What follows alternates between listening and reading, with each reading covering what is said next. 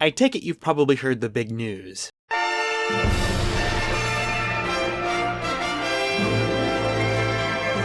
LEGO announced a set for The Legend of Zelda based off the Great Deku Tree. After years of waiting, my hyperfixation of having LEGO Zelda has finally been sated. Well, in a way, this is only one set of one truly iconic character with depictions from two separate games, and while, yes, I'm so content with the fact I now have LEGO The Legend of Zelda, I think most of us are already setting our sights on future options within the LEGO theme. Again, it's not discontentment, but rather a realization of all the possibilities. Since the Great Deku Tree itself is aimed towards older builders, it's clear LEGO feels that's its proper audience, or at least at face value anyway. With this in mind, I've come up with my top 10 LEGO The Legend of Zelda sets I want to see, using that focus on older builders as a guiding compass. I am also going to be skipping the extremely obvious choices here. Simply put, any sort of combination of the Hylian Shield and Master Sword as a prop replica, a heart container display piece, a line of prop swords, and a LEGO art set that depicts any map of Hyrule. Full disclosure, as always, this is my opinion on what I would like the top 10 to be. I'm going to offer examples that I would love to see. But if your list or how you would like to see these sets done is different, go on and share what you had in mind in the comments. It's there for a reason after all. You can like the video and subscribe while you're at it, and clicking the bell as well will make sure I pop up in your feed when I upload something new. Let's get to it. First off, odds are that if you've seen any The Legend of Zelda iconography before, you have seen some art of the Triforce depicted with the lead characters and symbology representing what each part of the Triforce embodies. Power with Ganon, courage with Link, and wisdom with Zelda. While the LEGO art set akin to how the Harry Potter one was done, but with the layered designs like you see in the Amazing Spider-Man art and the Mona Lisa would work in this way on its own, I for one feel actually having a three-dimensional prop would be more exciting. But again, with a twist. Whether or not it has a layered artistic pattern on the front, I am more inspired by something like the LEGO Super Mario block set, or the LEGO Minecraft crafting table, where the iconic prop has a fun world inside. The idea being you rotate the prop around the back, and inside you have little vignettes. My personal choice would be basing this off of The Legend of Zelda: A Link to the Past. You'd have a battle scene with Ganon in the Triforce of Power, a generalized castle scene in the part of the Triforce representing wisdom with a Princess Zelda minifig, and in the Triforce of Courage, a forest scene with a Link minifig. A display set that is iconic, but has options. And if you had it my way, you could swap Link's hair and hat between the intended colors and the one to match his in-game sprite with the pink hair. But we'd be lucky if Nintendo would even humor that idea. On the subject of memorable scenes, with number 9, I feel that one of LEGO's smartest offerings in the 18+ category right now are the diorama scenes. You know, ignoring their absolutely horrendous pricing of course, and it is only befitting that LEGO The Legend of Zelda get in on it too. The diorama part. Not the part where they're charging you $80 for $60 worth of LEGO that only builds 2 partially complete trees. Or the mound of sand with 2 poly bags in it. That's right LEGO, we onto you. While there are so many ways to take dioramas, I feel there are only 2 surefire ways to get people excited. The first would be depicting each of the memories from Breath of the Wild and their equivalent in Tears of the Kingdom. Some scenes are quite small, so consideration of diorama sets under $50 would need to be made, technically for all the licensed themes that have these, and perhaps even a few over $100 ones would be also. I look back at that Indiana Jones one and I tell ya, it being as big as it is makes it as good as it is. You would get a lot of what makes both games iconic this way. The second option would just be depicting boss battles from any of the games. Often the battles are some of the most iconic aspects of the Legend of Zelda games, and it only makes sense they be immortalized in LEGO. The battle against the Hero's Shade in Twilight Princess, the battle against Girahim in Skyward Sword, and so many fights against Ganon and Ganondorf. Each with their locales even, making the build even more robust than just a large build character in a minifig fighting. Some bosses are actually quite beautiful in their own way, and may just warrant their own collector's sets because of that, but that goes well beyond this idea. With number 8, I wanted to go with a collection of sets akin to LEGO Star Wars Starship Collection. It would be a collection of medium-sized sets of the Divine Beasts from Breath of the Wild. Perhaps boasting some of the most iconic designs from the game, the Divine Beasts allow options for the general public, but would also each boast unique builds great for the collector. Being in control of how these sets would turn out in this situation, I would want each of them to come with a minifig of their corresponding champion. Of course, if I truly did have it my way, they would each come with a regional variant of Link as well. That's one of the joys of doing sets based off Breath of the Wild and Tears of the Kingdom. There are so many outfits for Link to choose from, meaning plenty more options for minifigs. They would still make nice display pieces without the minifigs, but hey, if we're just sticking with 18+ sets in the future, every set's gonna have to deliver.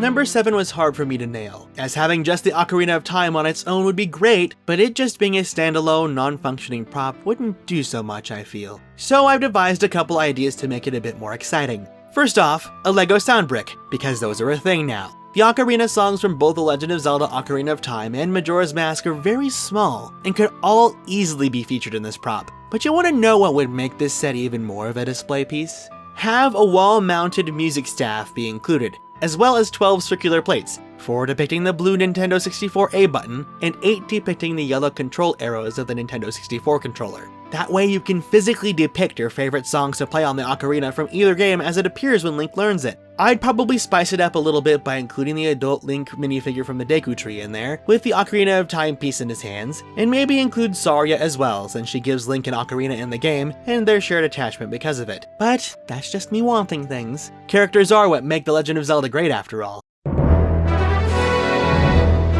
I have another collection idea for number 6. Game-specific The Legend of Zelda Icons collection sets. This is the Harry Potter Icons collection set. It depicts a bunch of random objects and other of the lead character's paraphernalia as a visual sculpture, with some props being separate from the build to be handled directly.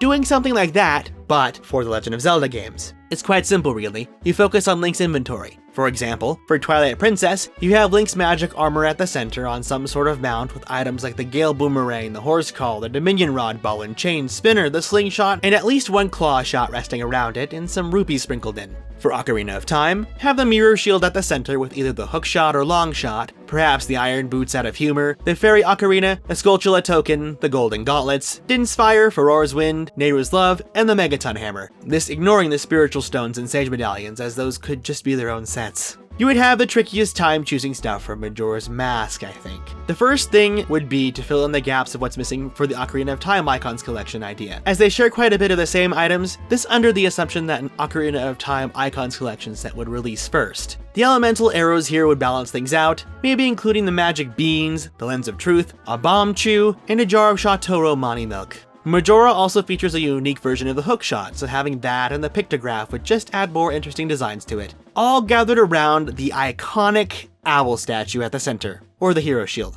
You're probably curious why I'd skip making Majora's Mask itself at the center, or any other mask for that matter.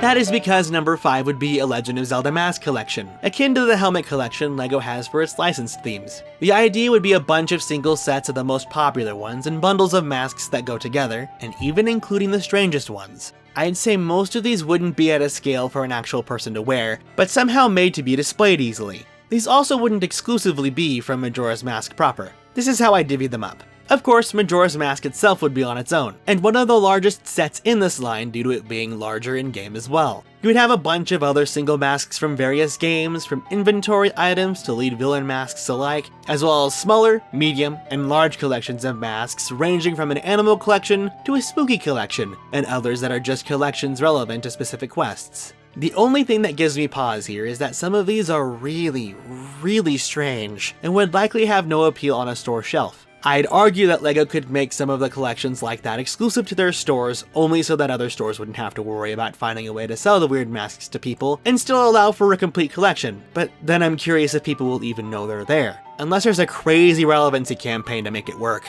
Perhaps an all-in-one collection of really small masks with a big Majora's Mask along with them would make more sense, but then you could still sell some of the more iconic masks on their own later on. It's just too hard to decide. Us hardcore Zelda fans though, we'd be all over that, especially since the masks normally don't get merchandise. A man can dream.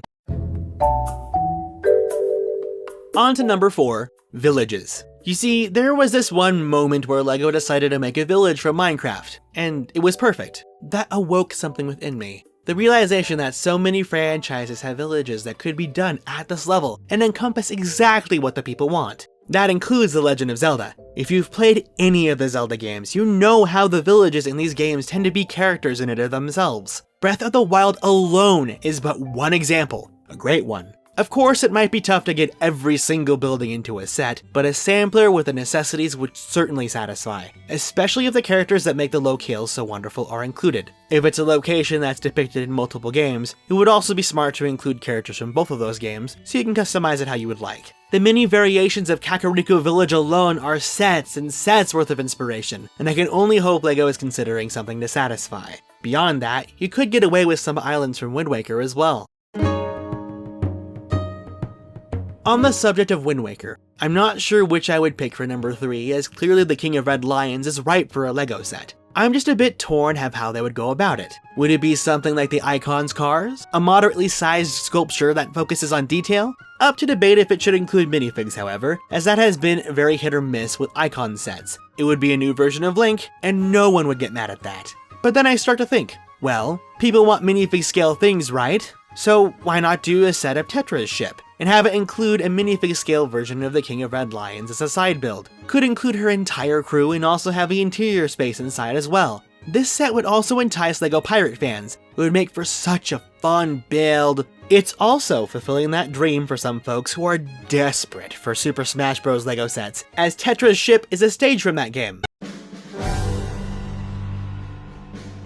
And now, with number 2, my personal favorite and highest demand LEGO set period now, Hyrule Castle. I would literally take any version of Hyrule Castle. An Ocarina of Time one that opens up into the garden and courtyard scenes that also doubles as an original Smash Bros. Stage? I'll take it. My personal favorite, the Twilight Princess Castle, complete with characters to match the scene? Absolutely. This is the design they've used in evergreen scenarios with The Legend of Zelda, and serves as the inspiration for the castle design in Mario Kart. So technically, that could be considered a Mario Kart set too if they really wanted, and with the Mario theme branching out to Mario Kart, just saying, would kinda fit. A Breath of the Wild one would be a serious contender to beat sets like the Eiffel Tower and the Titanic for the largest set LEGO could possibly make in general. And I would not be mad in the slightest. It would be a bit of an investment, but I need it. Would be even crazier if somehow they figured out a way for you to rebuild it into the one from Tears of the Kingdom. It really is just a matter of how big they want to go. Extravagant sells.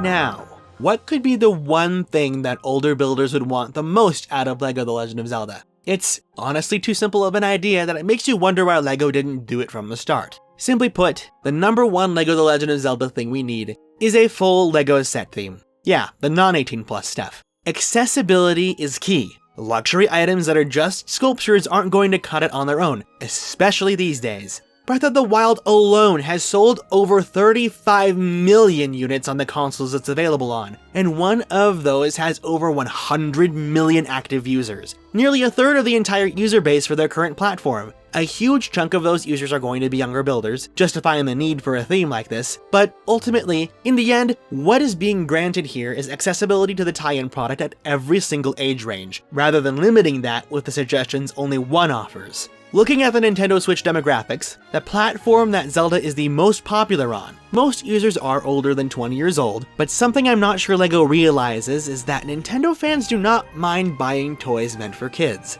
If you did all ages stuff, people would come in droves, especially if they offer character variety, as the characters are the lifeblood of the Legend of Zelda games. I'm gonna keep hammering that in, it's just the truth. Not every person is going to be able to afford a $300 plastic sculpture of a tree, no matter how well justified that may be, when all they want is a Link minifig that can fight a monster of some kind. Now sure, Breath of the Wild and Tears of the Kingdom would likely remain the focuses if that were to come, but that does not mean there can't be more sets from other games available for all ages, especially as older games are re-released. Which is ironic that I say that, considering most 8-year-olds can build the 18+ sets, as the age range on the box is just a gimmick to get adults to buy LEGO sets.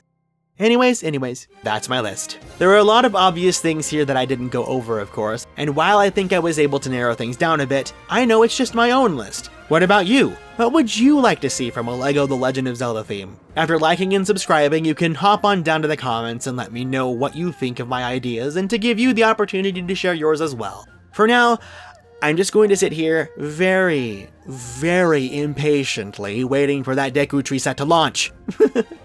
I'm Pen, and I'll see you next time.